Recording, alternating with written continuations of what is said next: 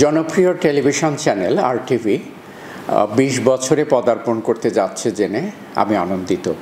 এই শুভ লগ্নে আমি এই চ্যানেলটির শুভানুধ্যায়ী দর্শক শ্রোতা এবং আরটিভি পরিবারের সবাইকে আন্তরিক অভিনন্দন জানাচ্ছি।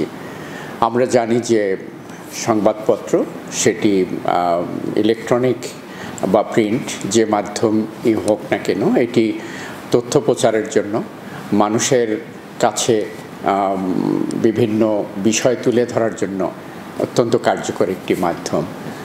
আরটিভি তার জন্মলগ্ন থেকে শুরু থেকে দেশকে তুলে ধরার জন্য প্রবাসীদের কাছেও বাংলাদেশের সম্ভাবনা, বাংলাদেশের ইতিহাস, ঐতিহ্য তুলে ধরার জন্য কাজ করে যাচ্ছে এবং এক্ষেত্রে আরটিভি তার কর্মসূচির মধ্য দিয়ে, তার মানের মধ্য দিয়ে একটি স্বাতন্ত্র্য, একটি নিজস্বতা, একটি স্বকীয়তার পরিচয় রেখেছে দেশে এবং প্রবাসে।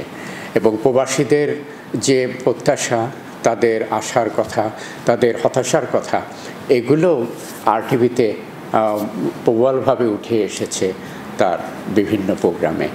এবং আমরা জানি যে মালয়েশিয়াতে একটি বড় কমিউনিটি আছে, এখানেও এই চ্যানেলটি সমানভাবে জনপ্রিয় এবং আমি প্রত্যাশা করি, আশা করি আরটিভি তার ঐতিহ্য অনুযায়ী প্রবাসীদের সুখ দুঃখ সব কিছু তুলে ধরার ক্ষেত্রে, বিশেষত মালয়েশিয়া প্রবাসীদের কথাগুলো তুলে ধরার ক্ষেত্রেও সক্রিয় ভূমিকা পালন করবে।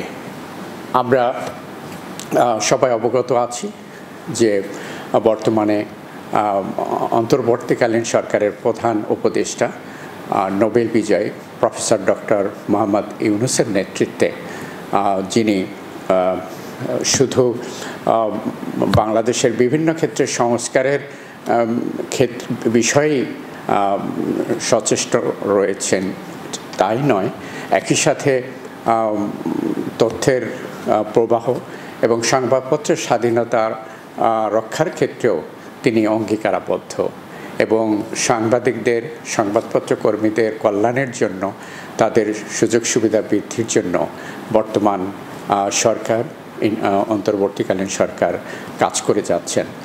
আমি আজকে এই আরটিভির শুভ দিনে, এই জন্ম লগ্নের এই শুভ দিনে প্রত্যাশা করব আরটিভি আগামীতেও তার কর্মকাণ্ডের মধ্য দিয়ে মানসম্মত প্রোগ্রাম উপহার দেওয়ার মধ্য দিয়ে তার জনপ্রিয়তা ধরে রাখবে। আরটিভি আমাদের মহান মুক্তিযুদ্ধ, ইতিহাস, ঐতিহ্য এবং জুলাই আগস্টের যে ছাত্র জনতার অভ্যুত্থান, যার ধারাবাহিকতায় যে নূতন বাংলাদেশের স্বপ্ন আমরা দেখছি, সেই স্বপ্ন পূরণের লক্ষ্যে আরটিভি কাজ করে যাবে এবং এই লক্ষ্যে প্রবাসীদের সাথেও আরটিভি সম্পৃক্ত থাকবে, যেমনটি অতীতে ছিল। আবারও আমি আরটিভিকে জানাচ্ছি জন্মদিনের শুভেচ্ছা। ধন্যবাদ।